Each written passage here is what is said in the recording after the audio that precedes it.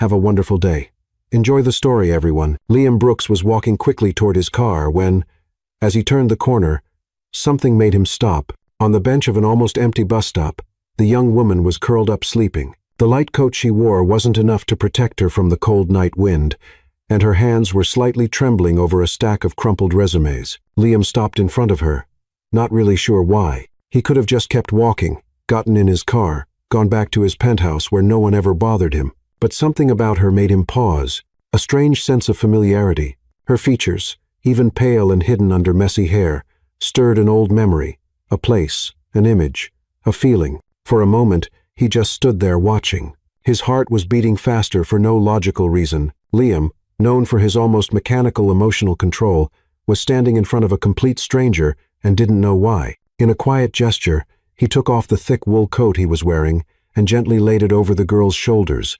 She didn't wake up. She stayed asleep, exhausted. Maybe she couldn't even feel the cold anymore. The resume slipped slightly from her hands, and he gently put them back in place.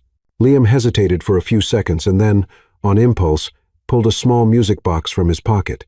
It was old, made of dark wood with carvings that had faded over time. He had carried it for years without really knowing why. A childhood keepsake from a time when he still believed in things that life had erased. Without knowing exactly why, he placed it next to her on the bench. He stepped back and looked at her for a few more seconds. Then he turned, walked to the car, and got in. The driver greeted him, but Liam didn't respond. He just looked in the rearview mirror, trying to see the bench in the distance until it disappeared from view. During the ride, he kept his eyes fixed on the darkness outside the window. He couldn't understand what he had just done. The gesture made no sense at all. He wasn't impulsive.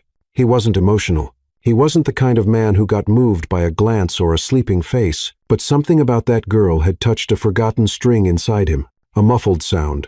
An echo of something he couldn't name.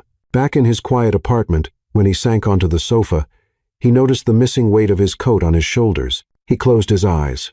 He saw her again, sleeping, her fingers clutched around the papers, her breath shaky, the music box beside her, and then he thought, "Who are you?"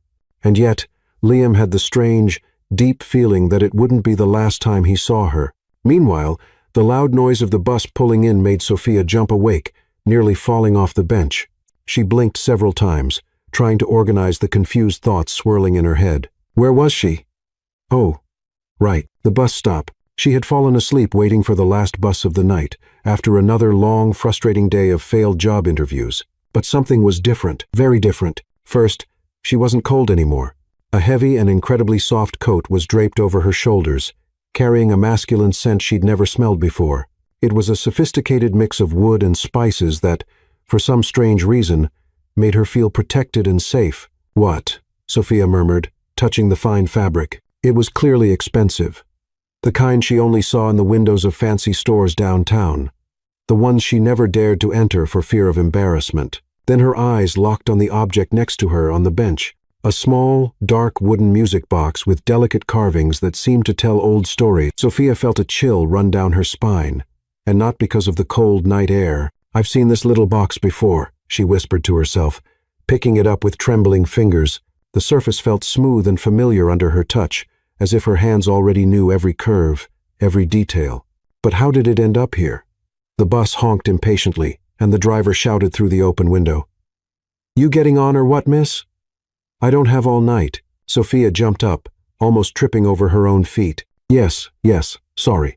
She quickly gathered her crumpled resumes, still wearing the mysterious coat and holding the music box like it was a treasure.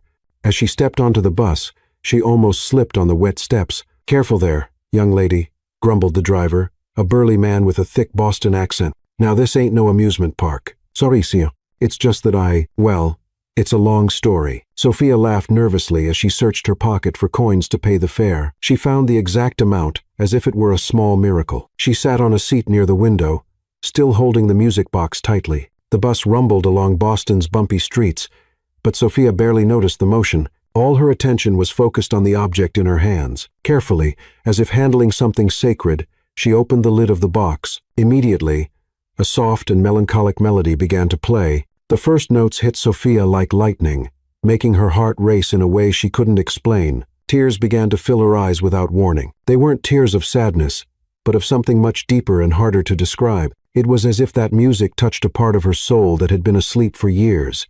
An overwhelming sense of familiarity surrounded her, as if that melody were part of who she was, a missing piece of her identity lost to time. "Why am I crying?" she murmured to herself, wiping the tears away with the back of her hand. "It's just a song." But it wasn't just a song. It was much more than that. It was like those notes were the key to a locked door in her memory, a door she didn't even know existed. Blurred fragments of images danced in her mind. A large cold place, other children, a dark-haired boy who always made her laugh. "Next stop, Commonwealth Street," the driver announced, interrupting her thoughts. Sophia quickly closed the box, as if that could hold back the emotions she didn't understand. The coat was still wrapped around her shoulders, giving her a warm, comforting hug she didn't want to let go of. When she finally arrived at the small apartment she shared with 2 roommates, Sophia tiptoed inside so she wouldn't wake anyone. Laura, her roommate who worked the night shift at a hospital, had left a note on the fridge. "Sophia, there's leftover pizza in the oven. And stop blaming yourself about the interviews. You'll get there." Sophia smiled for the first time that day. Laura always knew what to say to cheer her up. She grabbed a cold slice of pizza and sat at the small kitchen table, still wrapped in the mysterious coat with the music box in front of her. "Okay, let's break this down," she said out loud, as she often did when she needed to organize her thoughts. "First, I woke up with a designer coat that definitely isn't mine. Second, I found a music box that makes me cry for no reason. Third, I might be going crazy." She laughed at herself. She'd always had the habit of talking to herself when she was confused or nervous. Her roommates had gotten used to hearing monologues coming from her room. Sophia opened the box again, letting the melody fill the apartment's silence. This time, she was able to control herself better, although the feeling of familiarity remained strong. "All right, little mystery box," she said, looking at the object as if it might respond. "Do you want to tell me how you ended up in my life? Because I'm pretty sure I didn't buy you, and my current budget does not allow for fancy gifts to myself." The box, of course, didn't answer, but Sophia was sure there was a story behind all of it. Someone had placed that box beside her, the same person who had left the coat, but who and why? She examined the coat more closely. It was clearly a man's coat made of a fabric she couldn't even pronounce. There was an inner label, with a brand she'd only seen in fashion magazines, Armani. Her eyebrows rose so high they nearly disappeared under her bangs. "My goodness," she whispered, "whoever left this must have more money than I'll see in my entire life." Sophia got up and carefully placed the music box inside her backpack, along with the crumpled resumes. Tomorrow would be another day of job hunting, and she had a strange feeling that this little box might bring her luck. It was silly, of course, but after the terrible day she'd had, she was willing to believe in anything that might change her luck. Before going to bed, Sophia held the coat close to her chest for a moment, breathing in the comforting scent. Whoever it belonged to, she hoped to thank them in person someday. It's not every day someone receives such a kind and unexpected gesture from a complete stranger. Across town in his quiet penthouse, Liam Brooks stood by the large window of his apartment, unable to get the image of the sleeping young woman on the bench out of his mind. He didn't know her name. He didn't know her story. But something about her had awakened a curiosity he hadn't felt in years. And while Boston slept around them, 2 lives that had briefly crossed paths in the dark of night were starting to intertwine in ways neither of them could yet imagine. Liam Brooks adjusted his tie for the 3rd time that morning, a small unconscious gesture that revealed an unusual kind of nervousness. Seated at his polished mahogany desk on the top floor of Brooks Enterprises, he tried to focus on the quarterly reports spread out in front of him, but his mind kept drifting back to the night before. His secretary, Evelyn, an efficient woman in her early 52nds, who had worked with him for over a decade, walked into the office carrying a tray of coffee and a daunting stack of documents. "Mr. Brooks," she said, using the professional tone all employees adopted when speaking to him, "your morning meetings start in 15 minutes. The finance team is waiting in the conference room." Liam nodded without looking up from the papers. "Thank you, Evelyn, and cancel my lunch with Henderson. I'm not in the mood for his bad jokes today." Evelyn hesitated for a moment. In all her years working with Liam, she had rarely seen him this distracted. "Is everything all right, sir? You seem different today." "I'm fine," he replied, finally looking up at her, "just tired." But the truth was, Liam hadn't slept well. The image of the young woman on the bus stop bench remained vivid in his mind, as if it had been burned there. Something about her had stirred up old memories, fragments he usually preferred to keep buried. The morning meetings went as they always did. Nervous employees presenting charts, Liam asking pointed questions that put everyone on edge, and an overall atmosphere of tension so thick it could be cut with a knife. No one dared joke or relax around him. It had been that way for years. Third quarter numbers show a 3% drop, said Bradley, the finance director, adjusting his glasses nervously, but we believe that with the measures we've implemented— Bradley, Liam interrupted, his voice cold and precise. 3% might not sound like much to you, but that's millions in lost revenue. What exactly is your plan to recover that loss? The man swallowed hard, and Liam could almost hear the sweat dripping from his forehead. It was always like this, respect mixed with fear, efficiency masked by tension. After 2 hours of meetings that felt endless, Liam decided to head down to the ground floor to check some reports from the HR department himself. It wasn't something he normally did. He preferred having the information brought to him. But that day he felt an unusual restlessness. The elevator slid silently down the building's 30 floors. And when the doors opened in the lobby, Liam saw the usual morning rush. Busy executives, delivery workers, visitors waiting at reception, and then he saw her. At the front desk, a young woman was handing an envelope to the receptionist. She wore simple clothes, a slightly wrinkled white blouse, and a black skirt that had seen better days. Her brown hair was tied back in a messy ponytail, and she held an old synthetic leather folder that looked like it had been through many battles. Liam's heart almost stopped. It was her, the girl from the bench, even dressed differently, standing straighter and with more determination. He recognized her instantly. The delicate features, the way she bit her lower lip when nervous, the way her fingers tapped lightly on the strap of her folder. Liam took a step toward the front desk but froze when he saw her turn to leave. She walked past him less than 2 meters away, but she didn't look at him. She was too focused on her own concerns to notice the man in the expensive suit, watching her with quiet intensity. "Thank you," he heard her say to the receptionist. "I hope you'll consider my application." And then she was gone, disappearing through the building's revolving door as if she'd never been there. Liam stood in the middle of the lobby for a few seconds, ignoring the polite greetings from employees walking past him. His mind was still processing what he had just seen. She was looking for a job. She had just handed in a resume at his company. The rest of the day passed in a haze of distraction. Liam sat through more meetings, signed documents, made decisions that would impact thousands of employees, but his mind was elsewhere. He found himself staring out the window more than usual, almost as if he hoped to catch sight of her again on the busy streets of Boston. The next day, an uncontrollable curiosity made him pick up the phone to call Evelyn.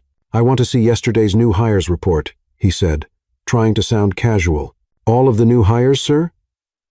Evelyn looked surprised. Liam rarely showed interest in entry-level hiring details. "Yes, all of them." When the report landed on his desk, Liam reviewed it line by line until he found what he was looking for.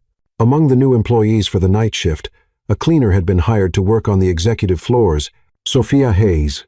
Sophia.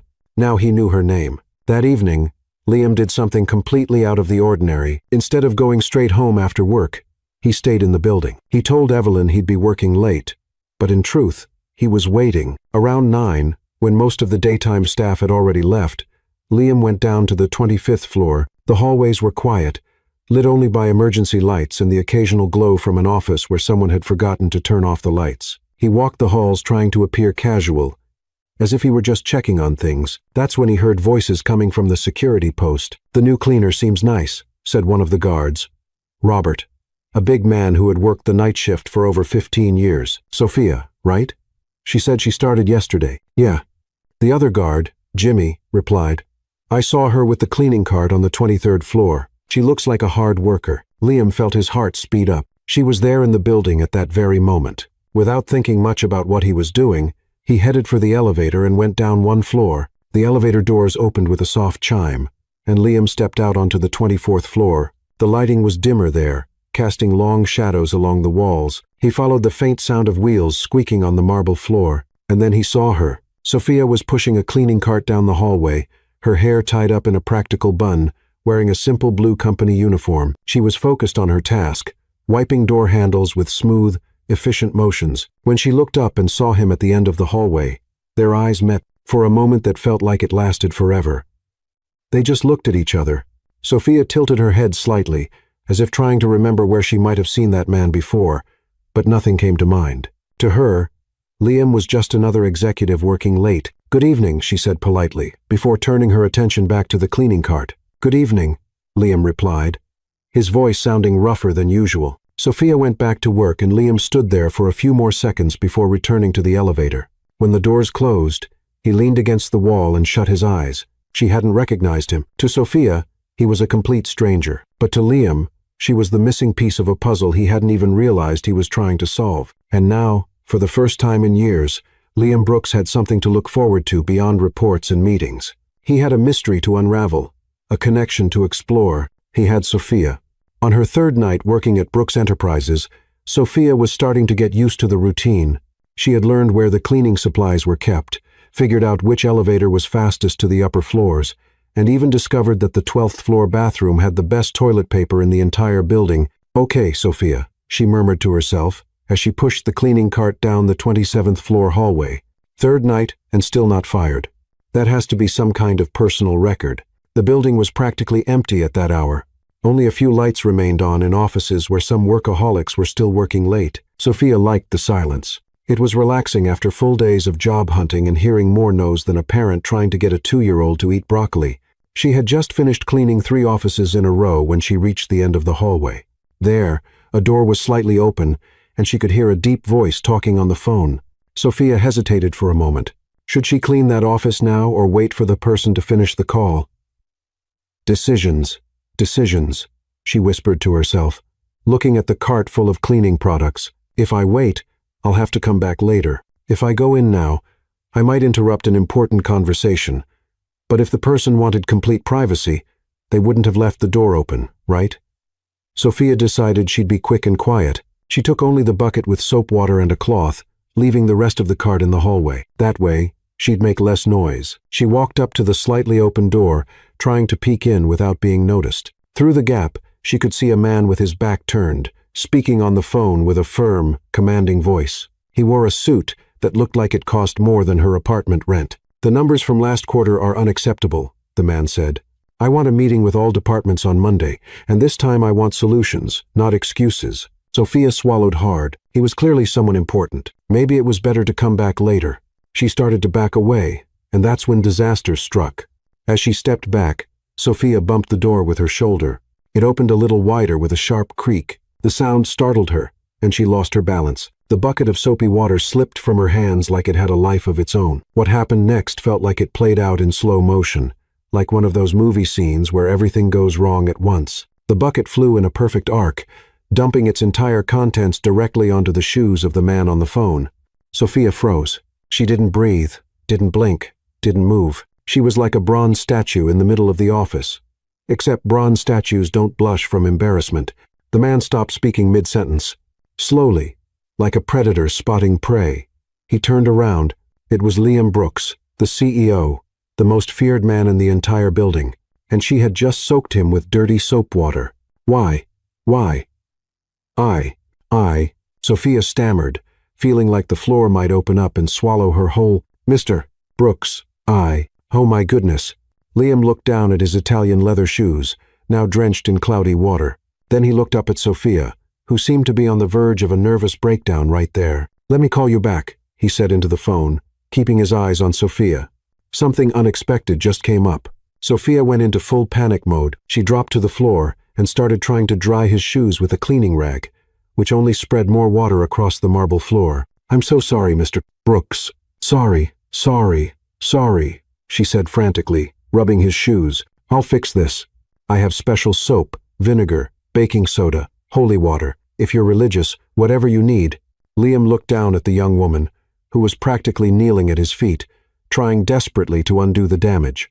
It was both a ridiculous and touching sight. There she was, the girl from the bench, the same person who had been on his mind for days, now in total panic because of his wet shoes. "Holy water?" he asked, and Sophia paused for a second. "Well, I don't have it with me right now, but I can get some," she said quickly. "My neighbor, Mrs. Martha, always has some. She says it's good for everything, from blessing a new home to getting rid of bad luck.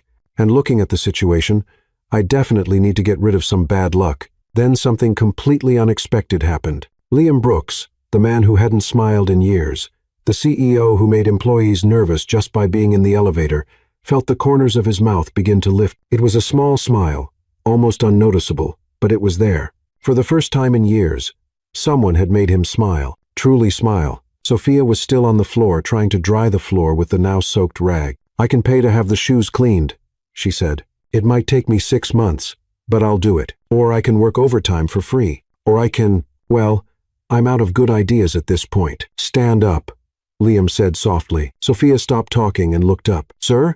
"Stand up," he repeated. "It's all right." "All right?" Sophia slowly stood up, still holding the wet rag. "Mr.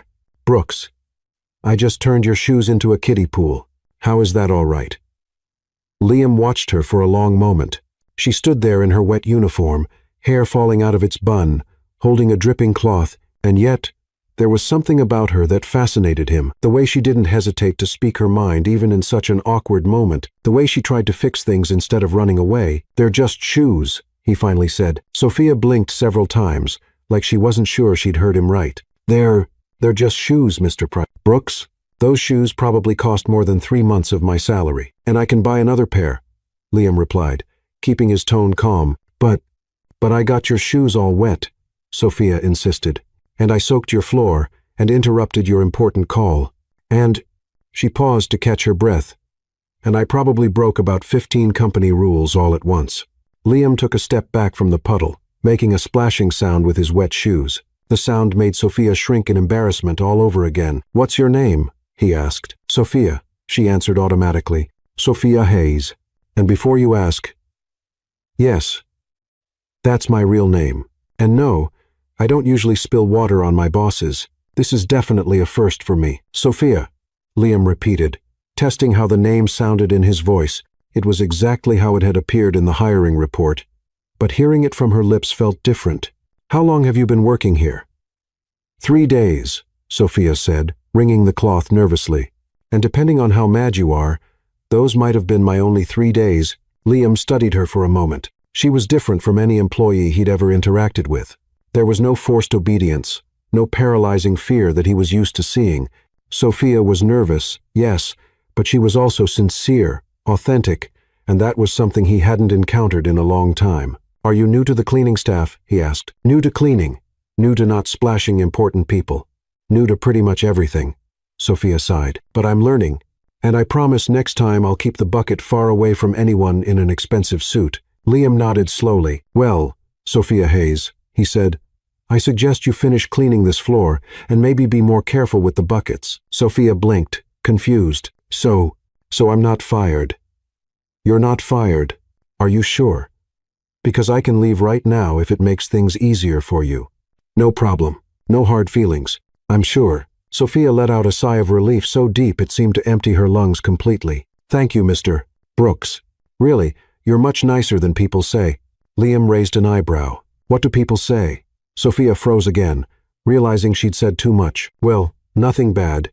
Just that you're demanding and focused, and," she swallowed hard, "that it's best not to spill water on your shoes." For the second time that evening, Liam almost smiled. "Smart advice, right?" Sophia laughed nervously. "Well, I'm going to keep cleaning now, and I'll stay far away from any water buckets." She turned to leave but stopped at the door. "Mr. Brooks, thanks for not firing me and sorry about the shoes." "Really?" Liam watched her leave the office, listening to the creaky wheels of her cart rolling down the hallway. Then he looked down at his still wet shoes and shook his head. For the first time in years, Liam Brooks was genuinely curious about someone, and that someone was a clumsy cleaning lady who had no idea who he really was behind the title and the reputation. It was refreshing. It was unexpected, and it was exactly what he didn't know he had been looking for.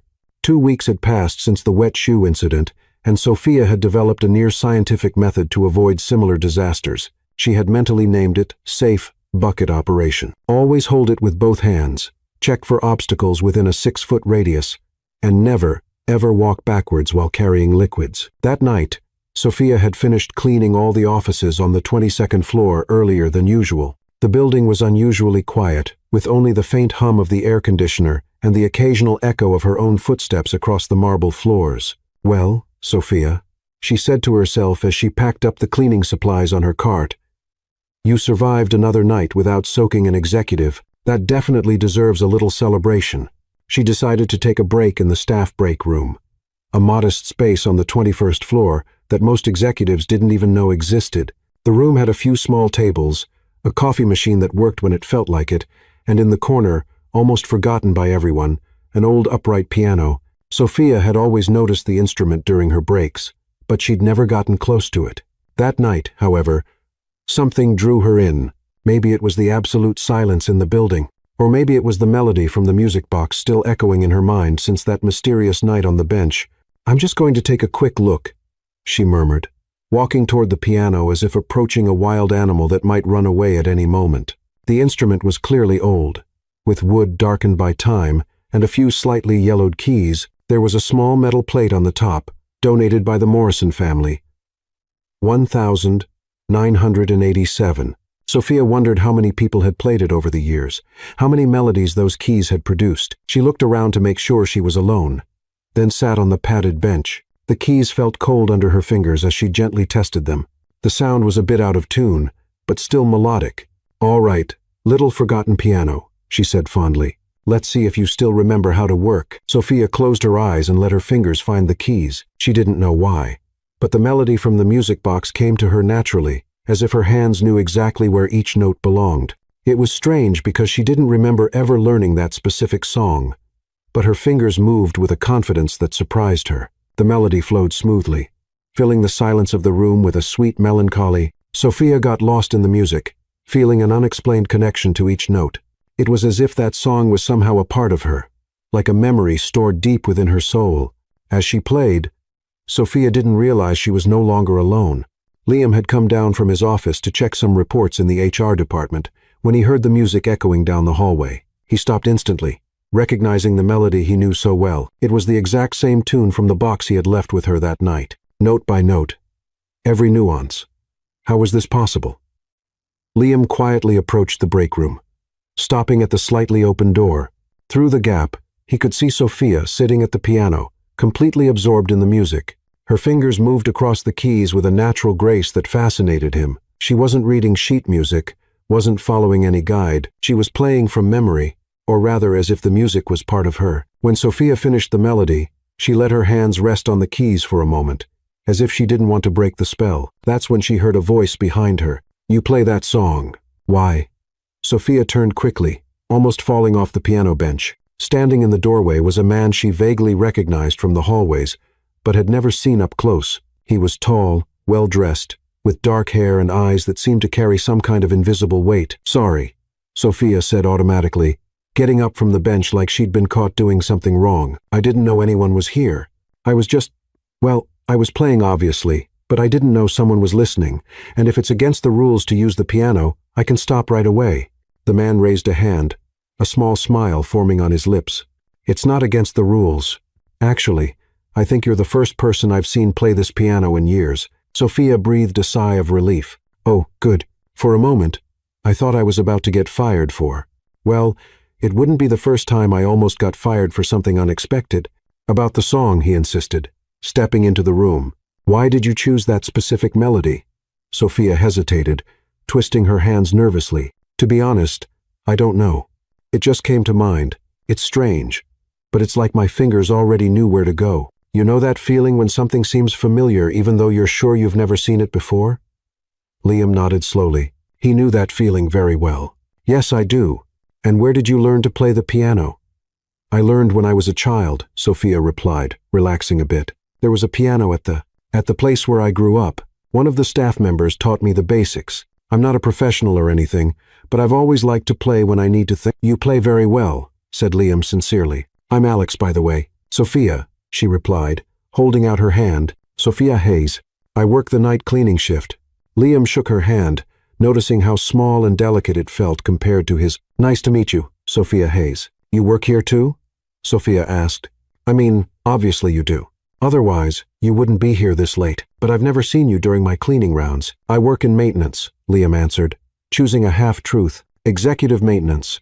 "Oh, that's cool," said Sophia, sounding excited. "Must be interesting. I bet you know all the building secrets, like where the best coffee machines are, and which bathroom has the softest toilet paper."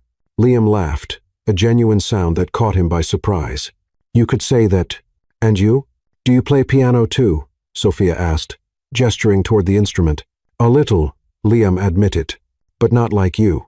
You have a natural talent. Sophia blushed slightly. Thank you. That's kind of you to say, even if it's just to be polite. I'm not being polite, Liam said. I'm being honest.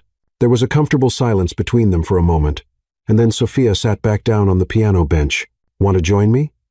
This bench is big enough for two, and I promise not to play anything too complicated. Liam hesitated for a moment. When was the last time he'd sat casually with someone without schedules, reports, or business pressure? He couldn't remember. Why not? He said, sitting next to her on the bench. All right, Alex from Executive Maintenance, Sophia said with a playful smile. Let's see what you can play. Liam placed his fingers on the keys and began a simple, familiar melody. Sophia joined in, creating a natural harmony that blended perfectly with his main tune. It felt like they had played together many times before. Wow, Sophia said when they finished. We play really well together. It's like our styles match perfectly. Liam looked at her, studying her bright expression. They really do. Want to hear something funny? Sophia said, turning to face him. I have this strange feeling that we've met before. Not here at work, but somewhere else. Have you ever had that feeling with someone? Liam's heart beat faster. Yes, he said softly. It's an unexplainable feeling. Exactly, Sophia exclaimed. It's like déjà vu, but stronger. Like there's a story I should remember, but it's locked away somewhere I can't reach. They kept talking for over an hour, completely losing track of time. Sophia talked about her past jobs, her struggles finding work, and her hopes for the future. Liam, careful not to reveal too much about his real position, spoke about Boston, about music, and how life sometimes takes unexpected turns. It was the most natural and comfortable conversation Liam had had in years. Sophia had a way of talking that made him feel relaxed, like he could let his guard down and just be himself. She was funny without trying to be, smart without being full of herself, and genuinely kind in a way he had forgotten people could be. Wow, what time is it? Sophia suddenly asked, glancing at the clock on the wall. I can't believe so much time has passed. Time flies when you're having fun, Liam said, surprised to realize he truly had enjoyed himself. It really does, Sophia agreed, standing up from the bench. Well, Alex, it was a pleasure meeting you. I hope we get to talk again soon. I hope so too, Liam said, and for the first time in a long while, he actually meant it. As Sophia left the room, Liam stayed seated at the piano for a few more minutes. There was something about her that deeply intrigued him. The way she played that particular melody, the feeling of familiarity she mentioned, how naturally they talked. For the first time in years, Liam Brooks didn't want to avoid a human connection. He wanted to explore it, understand it, and more importantly, he wanted to find out who Sophia Hayes really was. In the days following their meeting at the piano, something changed in Liam Brooks's routine. For the first time in years, he found reasons to leave his top-floor office and head down to the lower levels of the building. There was always a logical excuse: checking the energy efficiency on the 22nd floor, inspecting hallway cleanliness, or reviewing nighttime safety protocols. Evelyn, his secretary, started noticing the odd pattern. Mr.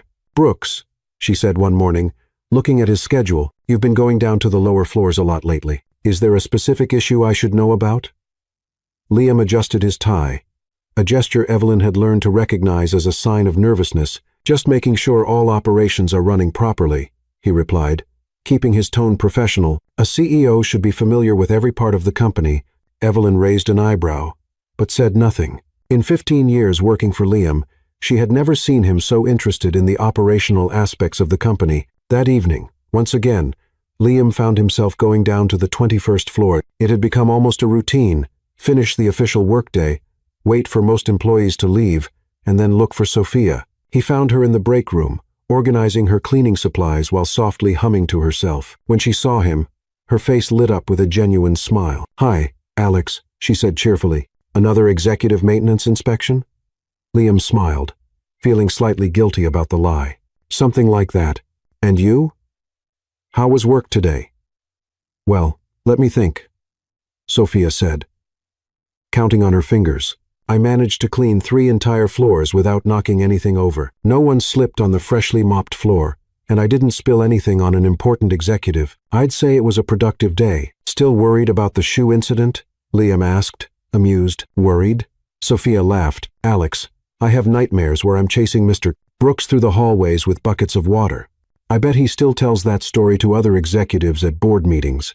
If she only knew, Liam thought. I'm sure he's completely forgotten about it. You think so? Sophia looked relieved. I hope so. I don't want to be known as the cleaner who splashes important people. That's not exactly the kind of reputation I'm aiming for. They walked together through the hallways as Sophia wrapped up her tasks. Liam had discovered he liked listening to her talk. She had a lively way of telling stories, turning even the most ordinary events into amusing tales. You mentioned the other day that you grew up somewhere with a piano, Liam said casually.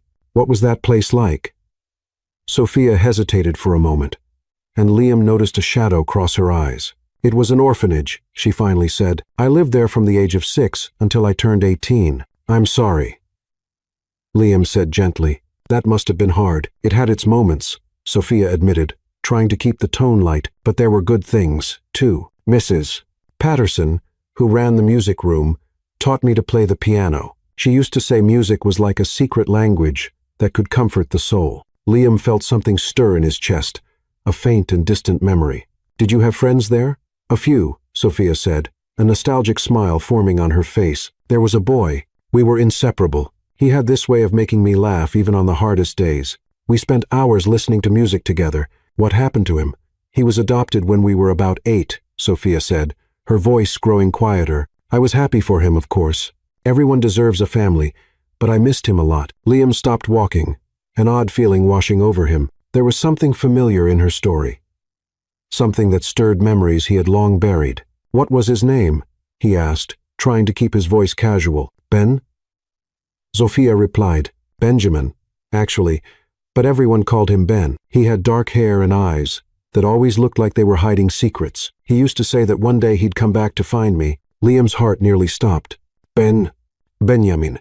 Memories flooded his mind like puzzle pieces suddenly fitting together. An orphanage, a brown-haired girl, hours spent listening to music, a promise made by an 8-year-old child. Sophia, he said. His voice. What was the name of the orphanage?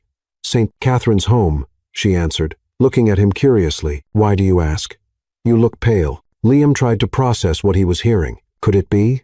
After all these years? Was it really possible? Alex? Sophia gently touched his arm. Are you okay?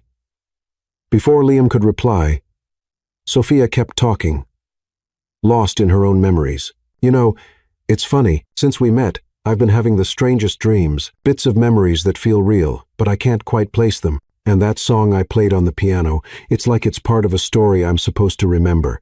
Liam looked at her, really looked at her for the first time. The delicate features, the expressive eyes, the way she bit her lip when she was thinking. How hadn't he seen it before?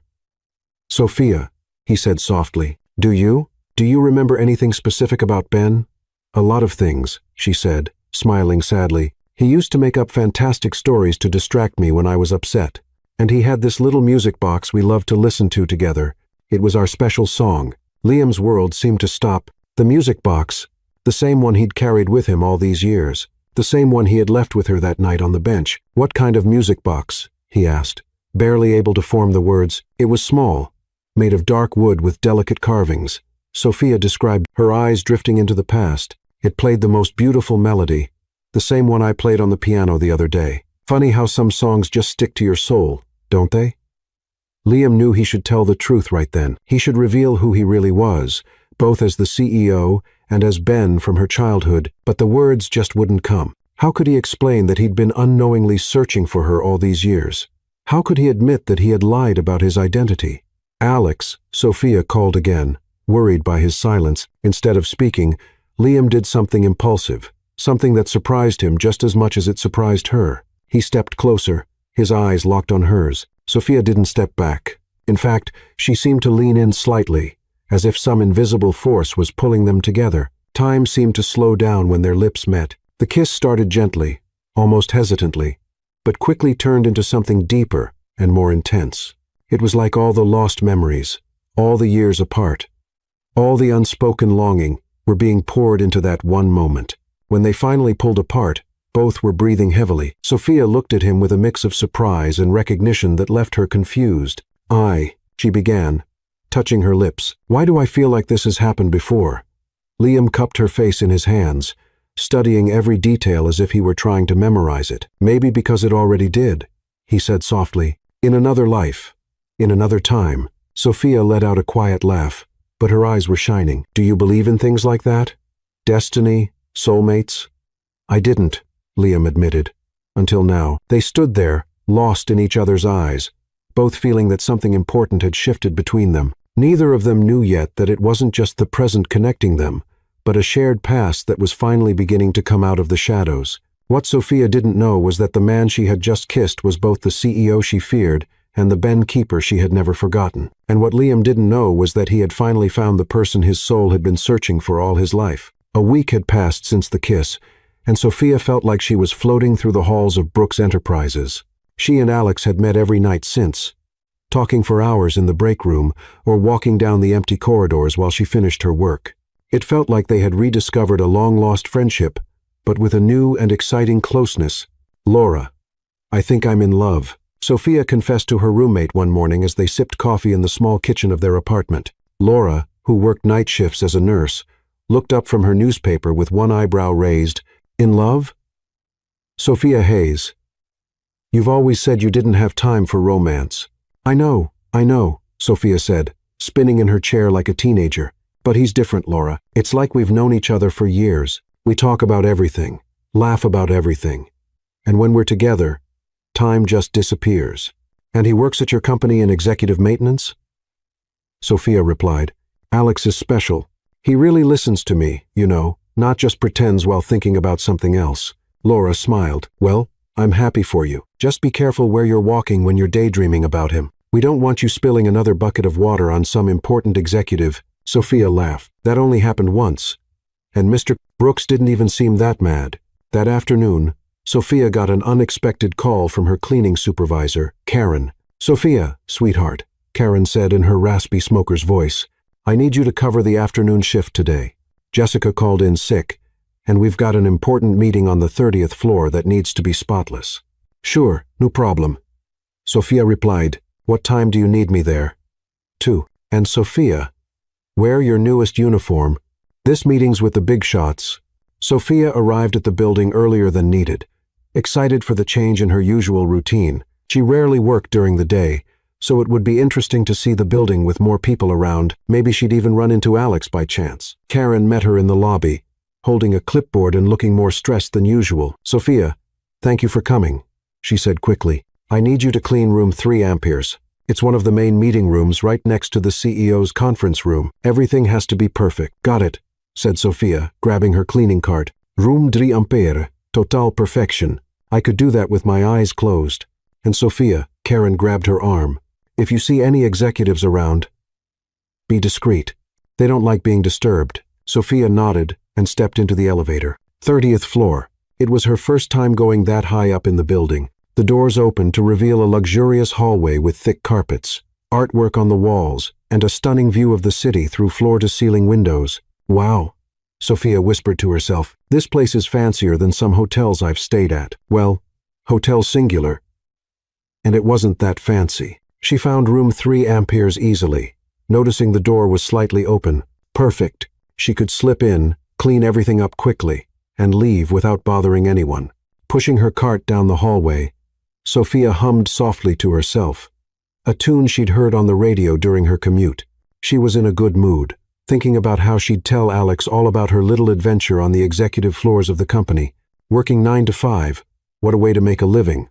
She sang quietly, pushing the door open a bit more. That's when her life changed completely. The room wasn't empty. In fact, it was full of men in expensive suits sitting around a large conference table, and at the head of the table, leading the meeting with an air of authority, Sophia recognized instantly, was Alex, but it wasn't Alex. Not the Alex she knew. This man looked the same, had the same voice, but everything about him was different. His posture was straighter, almost intimidating. His tone was cold and commanding, and everyone in the room treated him with a respect that could only mean one thing. I want those numbers reviewed by Monday, he was saying when he noticed Sophia standing in the doorway. No more delays or excuses. The silence that followed was absolute. Sophia felt like the ground had vanished beneath her feet. Her cleaning cart suddenly felt too heavy for her trembling hands. The bucket of cleaning supplies slipped from her grip, hitting the floor with a loud thud that echoed through the silent room. "Mr. Brooks," one of the executives said nervously, "it seems there's been a misunderstanding. Mr. Brooks." Liam Brooks, the CEO. Alex was Liam Brooks, the CEO, the man she had splashed with dirty water, the man everyone at the company feared, the man she had kissed thinking he was just a maintenance worker. Sophia looked at Liam and he looked at her. In his eyes, she saw guilt, fear, and maybe even desperation, but all she could feel was betrayal. Sophia tried to speak, but the words wouldn't come. Her hands were shaking so much, she could barely stand. "Sophia," Liam said, rising from his chair, but his voice sounded different, formal, distant, like she was just another employee who had made a mistake. But that was enough to break the trance Sophia was in. Tears began streaming down her face as the reality sank in. He had lied about everything. Who he was, what he did, why he was always around. "I'm sorry," she managed to whisper. But she wasn't apologizing for the bucket or for interrupting the meeting. She was apologizing for being so naive. Sophia turned and ran. She ran down the luxurious hallway. Her tears blurring the view, she ran to the elevator, pressing the button over and over, as if it would help her escape faster from the humiliation. Behind her, she heard Liam calling her name, but she didn't stop. She couldn't stop. She couldn't face him again, knowing it had all been a lie. When the elevator doors finally closed, Sophia collapsed against the wall, sobbing. How could she have been so foolish? How had she not seen it?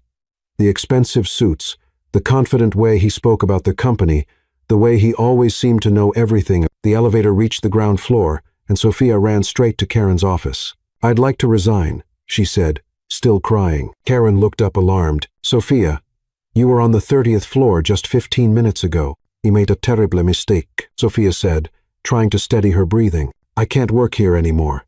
"Sweetheart, whatever happened? I'm sure we can sort it out." "We can't," Sophia interrupted. "Trust me, it can't be fixed."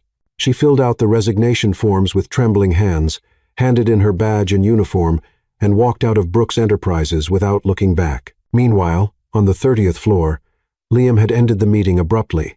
Leaving a room full of confused executives, he rushed down to the ground floor, but Sophia was already gone. "Where's Sophia Hayes?"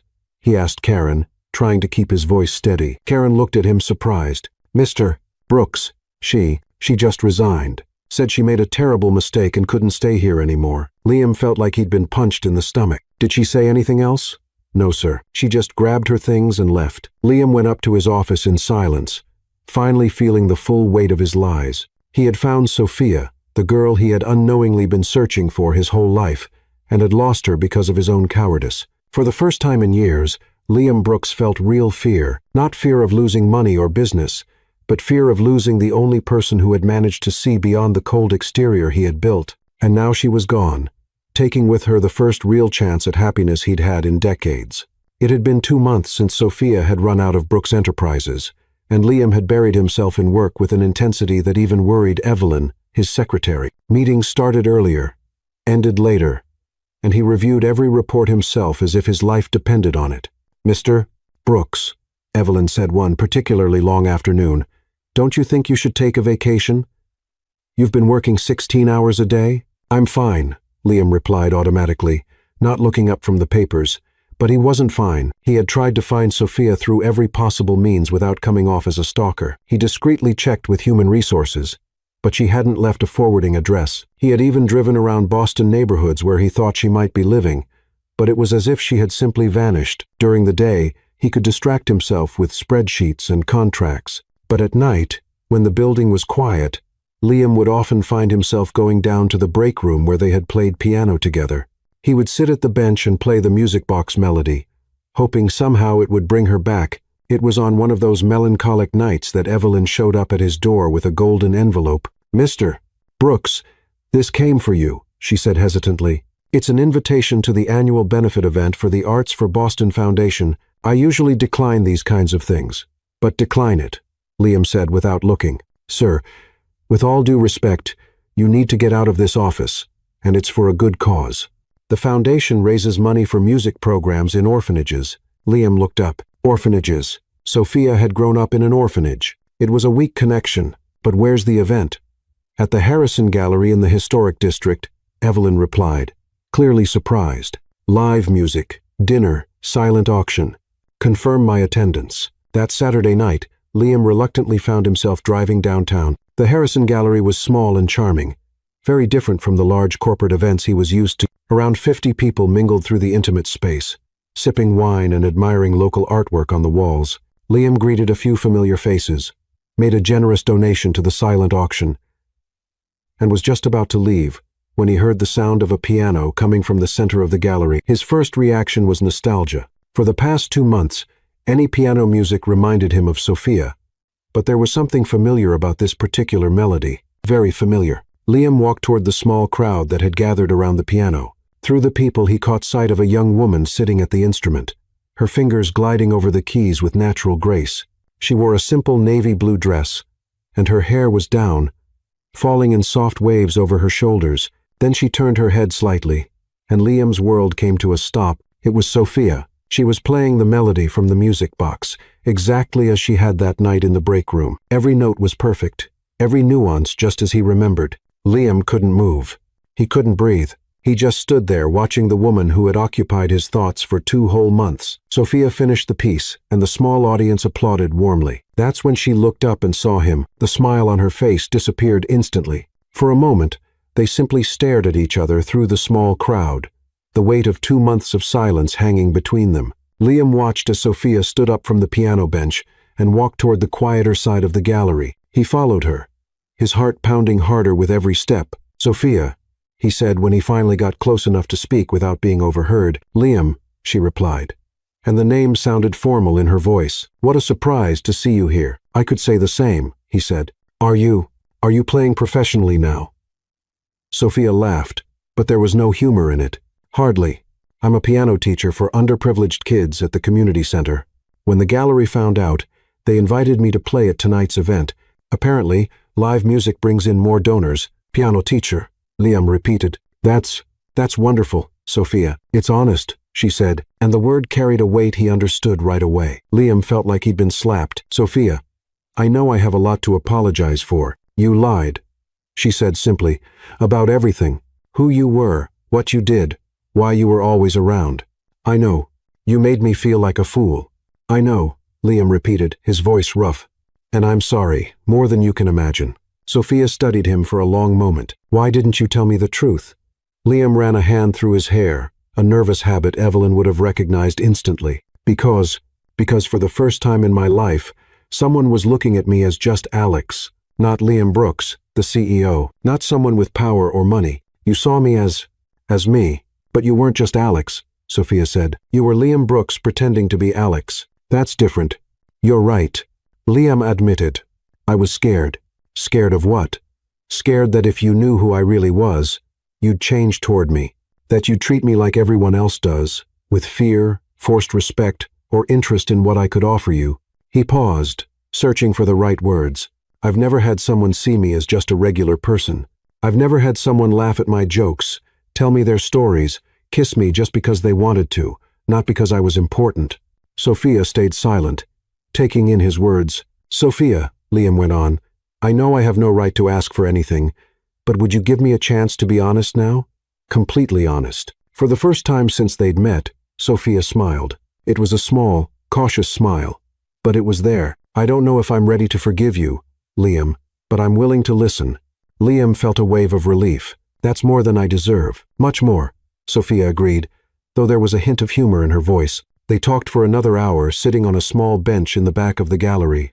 Liam told her about his childhood, how he became a CEO so young, how he had built emotional walls around himself.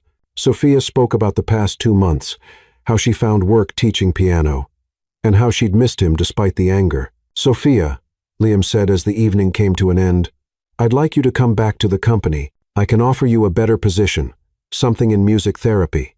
Or no." Sophia gently interrupted. "Thank you. But no, people would say you're giving me special treatment because of personal interest, and they'd be right." Liam nodded, understanding. "Then, can we see each other outside of work, like regular people?" Sophia hesitated, then took his phone and typed in her number. "I promise not to disappear again," she said, "but that doesn't mean things will go back to how they were." "I understand," Liam said. "Can I start over?"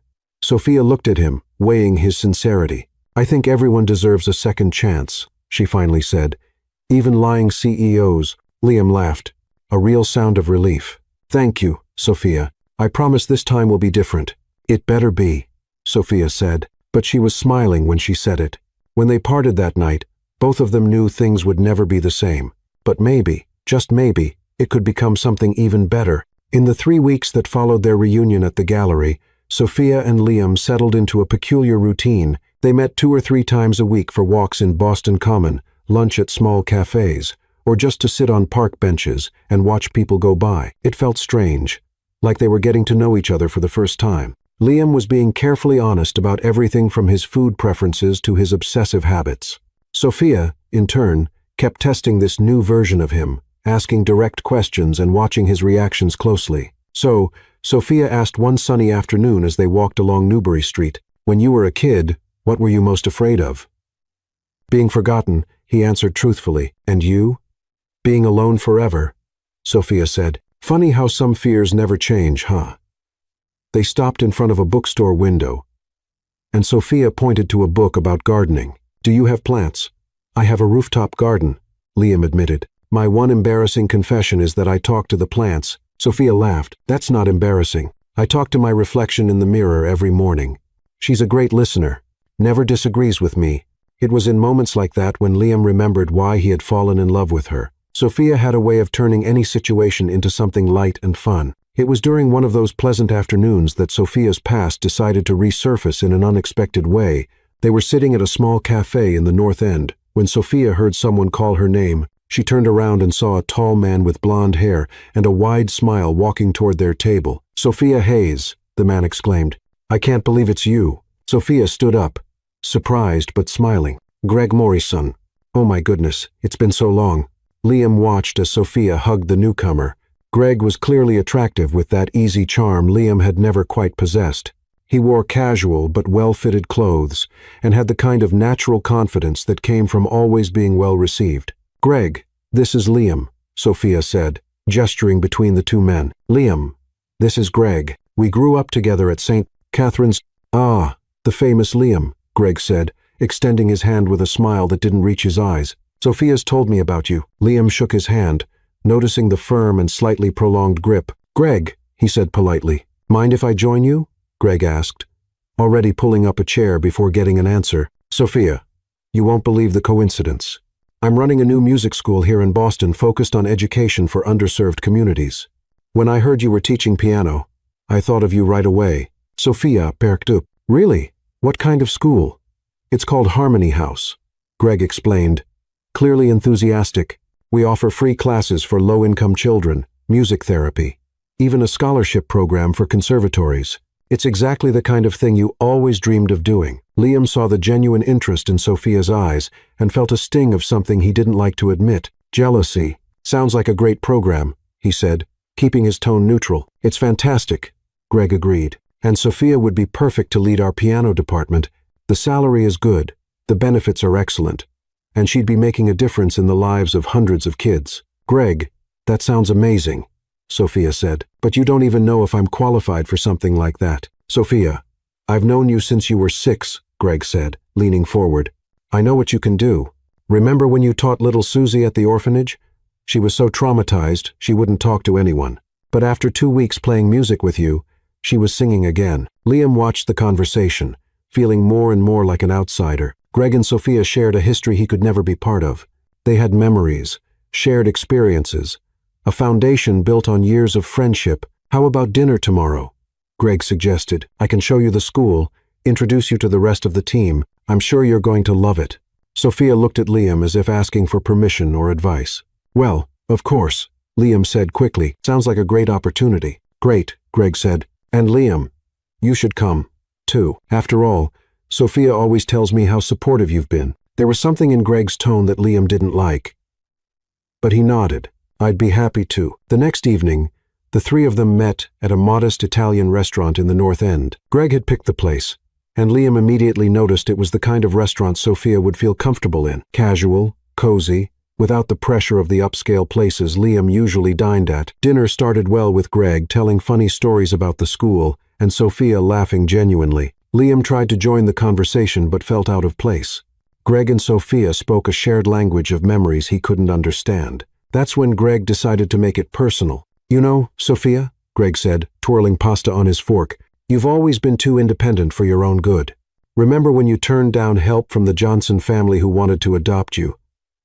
You said you didn't need rescuing." Sophia blushed slightly. "Greg, I'm just saying some things never change," Greg continued, looking directly at Liam. "You don't need a prince to save you, Sophia. Some people only care about flowers once they've already bloomed." The silence that followed was tense. Liam felt the blood rushing to his face, but kept his voice calm when he replied. "And some people think charity makes them worthy of something they'll never have," he said, his tone icy. Greg laughed, but there was no humor in the sound.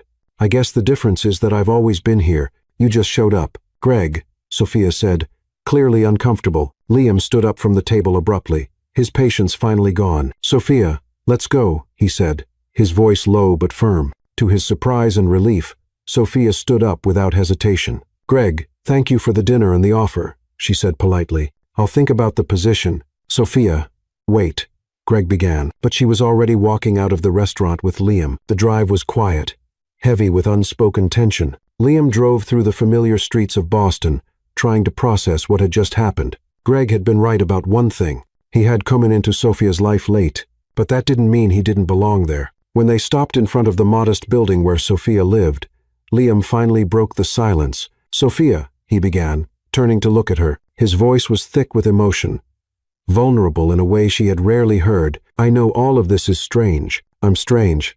I haven't understood what's been happening to me since the first moment I saw you on that bench." Sophia looked at him, her eyes reflecting the glow of the streetlights. "I just know that you're the person I've been waiting for." "Even if I didn't know I was waiting," Liam went on, taking her hands in his, "I've never felt this good around anyone before. I'm not good with words, but it's you, Sophia. It's always been you." For a moment, Sophia just looked at him, studying his face in the soft light inside the car. Then, without saying a word, she leaned in and kissed him. It was a different kiss from the one they had shared before.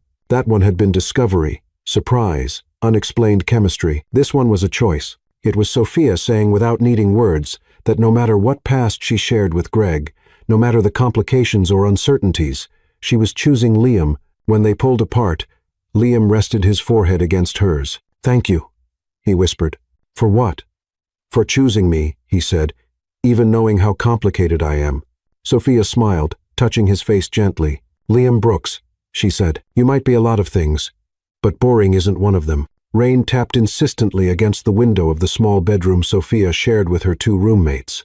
It was one of those gray Boston afternoons that made you want to hide under a blanket with a cup of hot chocolate. Sophia had come home early from her piano lessons. 3 students had canceled because of the weather. "Well," she said to herself, looking around the messy room, "since I'm here, I might as well pretend to be a tidy person." She started by picking up the clothes scattered on the chair, then organized the sheet music piled on the floor. That's when she picked up her old backpack, the one that had been with her through the tough job hunting days, and realized how heavy it was. "Oh my goodness," she muttered, shaking the bag. "What am I carrying in here? Lucky rocks?" Sophia flipped the bag upside down on the bed, emptying everything out. Out came pens with no ink, crumpled papers, some old candy she had forgotten about, and in the middle of it all, a small box she didn't remember packing. It was a simple metal box, rusted with a latch that barely worked. Sophia picked it up carefully, feeling the weight of memories before she even opened it. "Where have you been hiding?" she asked the box as if it might answer. When she finally managed to open the latch, Sophia found a few childhood treasures she had saved from the orphanage. A small teddy bear missing one eye, some letters from other kids, and at the bottom, a faded photograph. Sophia picked up the photo with trembling fingers. It was a black and white picture, clearly old, showing 2 children sitting side by side on a wooden bench. The girl, with uneven braids and a toothy smile, was holding a small music box. The boy next to her with messy dark hair and a wide, genuine grin had one arm protectively around her shoulders. On the back of the photo, someone had written in childish handwriting, "Sophia and Ben, best friends forever, 1995. Sophia felt like the floor had disappeared beneath her feet. Her hands shook so badly she nearly dropped the picture. "No, it can't be," she whispered, her voice barely a sound. She looked closer at the boy in the photo, the eyes, the shape of his face, even the way he smiled. His left cheek lifted just a bit higher. It was exactly how Liam smiled when he was truly happy. A flood of memories hit her mind like a dam had broken. She remembered the hours they spent hiding in the orphanage attic, listening to the soft melody of the music box Mrs. Patterson had given them. She remembered Ben making up fantastic stories to distract her when she cried for a family she had never known. She remembered how he always shared his pudding with her at dinner, even when she insisted she wasn't hungry. And then came the most painful memory of all. The day Ben's adoptive parents came to take him home. She remembered standing at the window, watching him get into the car with a beautiful family that promised to give him everything he deserved. Ben had turned and waved at her, shouting that he'd come back for her. She never saw him again. "Ben," Sophia whispered, tears beginning to fall. "My Ben." But there was a piece that didn't fit the puzzle. The name, Liam, wasn't Ben. Or was he? Sophia jumped up from the bed, still holding the photo. She couldn't stay still. She needed answers. She needed to see Liam. She needed to know if her mind wasn't playing tricks on her. Without even thinking to grab an umbrella, Sophia ran out of the apartment. The rain soaked her instantly, but she barely noticed. She ran through Boston's slippery streets, dodging pedestrians and splashing through puddles. "Excuse me." "Sorry," she called out as she rushed past people who looked at her like she was crazy. Romantic emergency. When she reached the Brooks Enterprises building, Sophia was completely soaked and out of breath. The security guard at the front desk looked at her with concern. "Ma'am, are you all right? Do you need help?" "I need to see Liam Brooks," Sophia said between gasps. It's urgent. Mr. Brooks is in a meeting." "Please," Sophia said, holding out the wet photograph. "It's about this. He'll want to see me. He promise." Something in her voice convinced the guard to make the call. After a brief conversation, he directed her to the elevator. "Top floor," he said. "Good luck, ma'am." Sophia rode the elevator up with her heart pounding so loudly she was sure the whole building could hear it. When the doors opened on the top floor, she saw Liam standing in front of the window in his office, looking out over the rainy city below. He looked lost in thought, and there was a sadness in his posture that Sophia recognized instantly. "Liam," she said softly. He turned, surprised to see her there, soaked and shivering, holding something in her hands. "Sophia, what happened? You're soaking wet. Do you remember this?" Sophia asked, holding out the photo with trembling hands. Liam stepped closer and took the picture. Sophia watched his expression shift completely. First surprise, then disbelief, and finally an emotion so pure and deep it brought tears to his eyes. How do you have this photo?" he asked, his voice unsteady. Liam's eyes filled with tears as he looked from the photo to Sophia, then back again. "So, it's you, Sophia."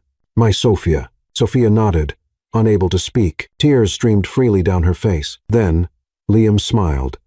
A smile that lit up his entire face, transforming him into the 8-year-old boy from the photo. You're my Annie." Without a word, they embraced. It was a hug filled with years of longing, of silent searching, of a bond that had never truly been broken. Sophia clung to Liam as if afraid he'd disappear again. "But how is this possible?" Sophia asked, her voice muffled against his chest. "Your name was Ben." Liam held her tighter, breathing in the scent of her hair. "My adoptive parents gave me a new name when they adopted me. Benjamin Brooks became Liam Brooks," he explained, his voice filled with emotion. "But in my heart, I always knew something was missing. I've spent my whole life searching for you, Annie, even without knowing exactly where to look." "So have I," Sophia whispered. "I've always felt like a part of me was lost somewhere." Liam pulled back slightly to look at her face. "The music box. That night on the bench, I didn't know why, but something made me give you that box. It was our box, Annie, the one Mrs. Patterson gave us." Sophia laughed through her tears. "And I played that song on the piano because my fingers remembered even when my mind couldn't." "Fate," Liam said, wiping the tears from her face with his thumbs. "Or maybe it's just true love that always finds its way back." At that moment, standing in the middle of Liam's office, soaked from the rain and from their tears, all the mistakes, fears, and lies of the past completely lost their meaning. The CEO who never smiled had found the girl who never stopped fighting. Ben had finally come back for his Annie, just like he had promised so many years ago. And this time, they would never be apart again. The next morning, Sophia woke up thinking it had all been a vivid dream, but when she looked at the nightstand and saw the faded photograph still there, she knew it was real. Ben had come back. Liam was Ben, and she finally understood why she had always felt connected to him since that first night on the bench. The phone rang around 10:00 the morning. "Good morning, Annie," said Liam's familiar voice, and Sophia smiled, hearing her childhood nickname. "Good morning, Ben," she replied, testing how it felt to say his original name out loud. "It still feels strange to think you're real." "I have a proposal for you," Liam said. "How about dinner tonight? I have something special planned." Sophia hesitated. "Liam, if it's one of those fancy restaurants where I have to decode the menu in French, I'm going to pretend I'm sick." Liam laughed. "Trust me, it'll be perfect. I'll pick you up at 7. "All right. But if I feel out of place, I'm leaving and getting a hot dog on the street." That evening, Sophia spent an hour trying to pick out something to wear. Nothing felt right for a dinner with a CEO, who also happened to be her childhood best friend and possible romantic interest. "Too formal," she said, tossing a dress on the bed. "Too casual. I don't know, just too much." She finally chose a simple navy blue dress, the same one she had worn at the gallery, where they saw each other again. When Liam arrived to pick her up, he drove toward a part of Boston Sophia didn't recognize. They stopped in front of a small Italian restaurant that looked closed. Liam," Sophia said, looking around, "I think your fancy restaurant is closed." "Actually," said Liam, stepping out of the car with a mysterious smile, "it's not." He led her to the entrance where a maitre d' was waiting for them. When the doors opened, Sophia was speechless. The entire dining room was empty, except for one table in the center. But it wasn't the table that impressed her. It was the walls decorated with old sheet music, candles scattered everywhere, creating a warm golden light, and in the center of the table, her favorite childhood music box. "Liam Brooks," Sophia said slowly, "you rented out an entire restaurant?" "Technically, I bought the whole dinner," he corrected. "And before you say it's too over the top, just remember, I've been your best friend for over 20 years. I'm allowed to do ridiculously romantic things." Sophia laughed, feeling her eyes well up with tears. "You were always dramatic, even when we were kids." They sat down, and Sophia opened the music box. The familiar melody began to play, and she felt like she was being transported back to those days at the orphanage when music had been her refuge. "Sophia," Liam said after they finished the main course, "do you remember what I promised when I was adopted?" "You said you'd come back for me," Sophia replied, smiling sadly. "But we were kids, Liam. Kids make promises they can't keep." "Some promises just take longer to keep," Liam said, standing up from his chair, and then to Sophia's complete shock, he got down on one knee next to the table. "Liam, what are you doing?" she asked, her heart pounding. Instead of pulling out a velvet box, Liam took out a folded piece of paper written in her own careful handwriting. "Sophia Hayes," he said, his voice slightly trembling. "Or should I say, Annie, my best friend, my favorite person in the whole world." Sophia was already crying before he even finished the sentence. Liam unfolded the paper and read, "Do you want to live every day with me like it's our new beginning?" Sophia couldn't hold back her emotions. Tears streamed down her face. But she was also laughing, a mix of joy and disbelief. "Is this a marriage proposal?" she asked, her voice breaking with emotion. "It's a life proposal," Liam replied, his own eyes shining with tears. "It's a promise that we'll spend the rest of our lives making up for lost time and creating new memories." Without hesitation, Sophia slid down from her chair and knelt in front of him, holding Liam's face in her hands. "Benjamin Brooks," she said, using his full name, "it took you 20 years to keep your promise." "Sorry for the delay," he said, smiling. Sophia kissed him then, a kiss full of every unspoken promise, all the years of waiting, and all the hopes for the future. It was a kiss that said yes before she even spoke the word. When they pulled apart, Sophia was still holding his face. "Yes," she said clearly. "Yes. I want to live every day like it's our fresh start. But," she paused dramatically, "I have one condition." Liam looked a bit nervous. "What is it?" "I get to choose the ceremony music," Sophia said with a playful smile. "And it won't be anything traditional. It's going to be our song, the music box one."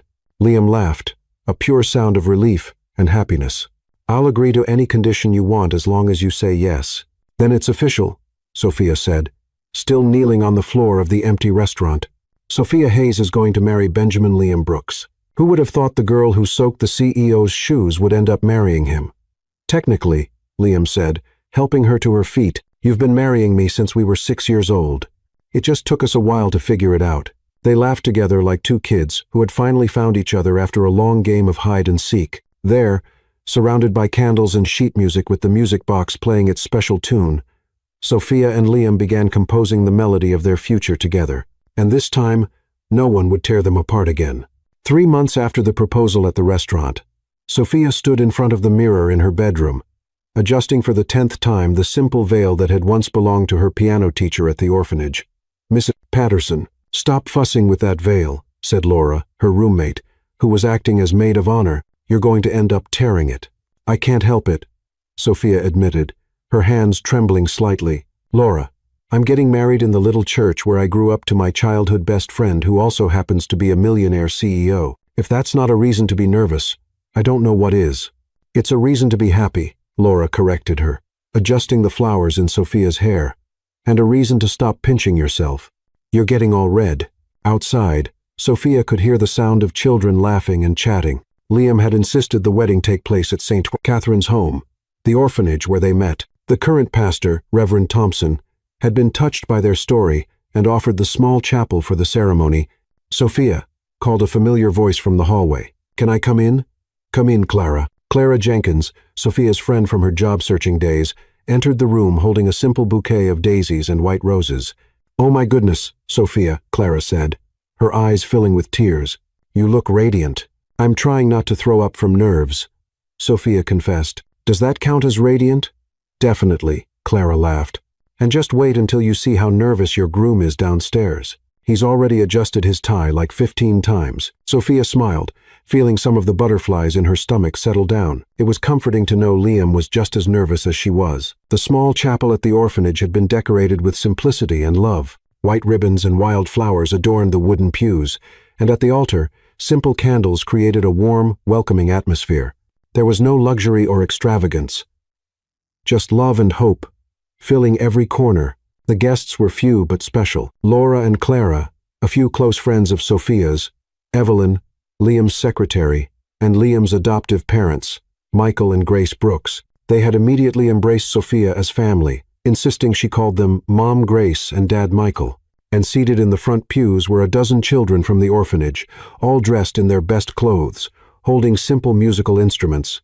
When the moment came, Sophia heard the familiar tune of the music box, only this time, it was being played by a small group, some children with recorders, others with triangles and xylophones, all playing with sweet concentration. "It's your time, dear," said Grace Brooks, who had insisted on walking Sophia down the aisle since she had no parents to do the honor. Sophia took Grace's arm and began walking down the small aisle. She wore a simple white satin dress she had found at a second-hand shop, but it had been altered with such care that it looked like it had been made just for her. When her eyes met Liam's at the altar, Sophia felt like the whole world made sense. He stood there in his simple but elegant tuxedo, holding the original music box, the very one he had left with her that night on the bench. His hands trembled slightly, and Sophia could see tears of emotion in his eyes. "Wow," Liam whispered when she reached the altar. "You look, wow. Is that your official statement?" Sophia asked, laughing softly, "Because I can ask the Reverend to repeat the vows if you want to elaborate." "You are the most beautiful woman I've ever seen," Liam said, correcting himself, "and the funniest and the most amazing and—" Okay, Sophia interrupted, smiling. "Save some sweet words for the official vows." Reverend Thompson, a kind 60-year-old man who knew their story, began the ceremony with a voice full of emotion. "Dear friends," he said, "we are here today to witness something truly miraculous. A love that began in childhood was separated by time and distance, but found its way back." During the vows, both Sophia and Liam cried openly. They had written their own promises, and the words were simple but deep. "I promise," Sophia said, holding Liam's hands, "to be your best friend, your adventure partner, and your favorite person to talk to about totally random things at 3:00 the morning. "I promise," Liam replied, "to protect your heart the same way you protected mine when we were kids. And I promise never to lie about who I am again, because with you I can simply be Ben." When the Reverend asked for the rings, Liam opened the music box. Inside, where the little ballerina used to be, were 2 simple gold rings. "With this ring," Liam said, sliding the band onto Sophia's finger, "I promise you my heart, my life, and all my tomorrows."